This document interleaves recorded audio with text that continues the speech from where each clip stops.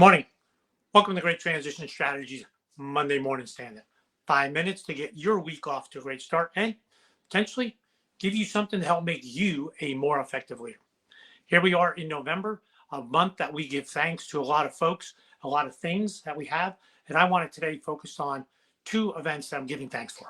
Number one, November 10th, Marine Corps birthday, 247th birthday of the Marine Corps.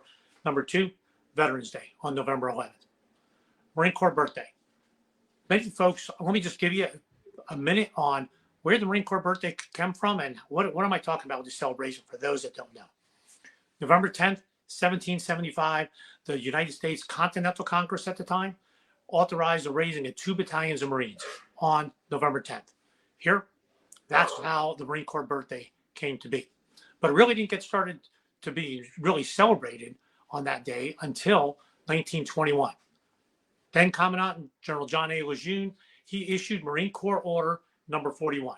And in that order, he stated every Marine Corps unit is going to read the Marine Corps birthday message that talks about history, traditions of the United States Marine Corps, and celebrate his birthday. Since then, Marine Corps balls have started, and my wife and I, we have attended, Michelle and I, we've attended balls, a couple thousand in Washington, D.C., to extremely small events. Every Marine everywhere will hear the Marine Corps message on November 10th and do something to celebrate. All Marines and former Marines will celebrate the Marine Corps birthday. My most memorable one was coming back from a deployment from Japan, flying airplanes back. Our first leg went from Japan to Wake Island. We were there on November 10th, 1992. 1992, and we celebrated the Marine Corps birthday there. Pretty interesting to do that on Wake Island. Happy birthday, Marines. Have a great day. Enjoy the Marine Corps birthday. November 11th, Veterans Day. In the United States, we do a great job of recognizing veterans. Thank you for your service. I want to make sure that you thank not only the veteran, but you thank the families.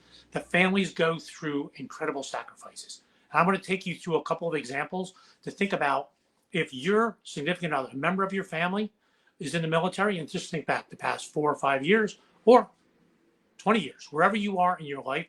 Think about if you had a military member in your family. So, and this is why you should thank the families. What if you moved every 2 or 3 years? What if you moved every 2 or 3 years? What would that have done to your life and to your career? We moved, I think, about a dozen times. So we moved about a dozen times. My wife's career as a nurse, up and down, always had to start over. My kids going to school. How many schools would your children have gone to? Daughter went to 6, son went to 7 schools. What would that have been like? Moving different places. Positives, they have friends all over the country, actually all over the world. So those are a couple things. You become an instant single parent with deployments. Suppose your significant other came home and said on Friday and said, I'm leaving Sunday night. We're leaving Sunday night, and I don't know how long I'm going for. Yes, that has happened, particularly since 2001, September 11, 2001. Think of all those deployments that have gone on. If that deployment happened in your family, suppose a 6-month deployment happened. Left 1 October, not coming back to 1 April, there's a 6-month deployment.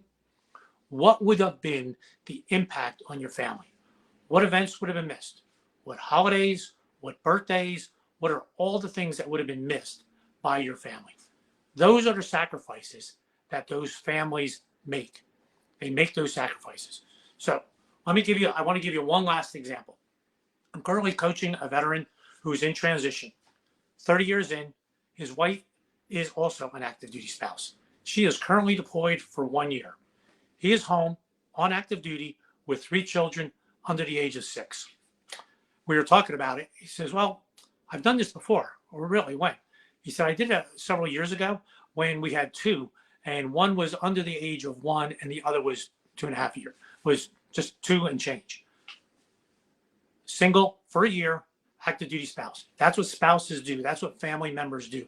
Those are the sacrifices. So when you think about that, when you see a veteran on Veterans Day and you want to say, thank you for your service, look at the family that's there, ask them what it was like for them and thank them for the service and all that they have done. Marines, happy birthday. Happy Veterans Day.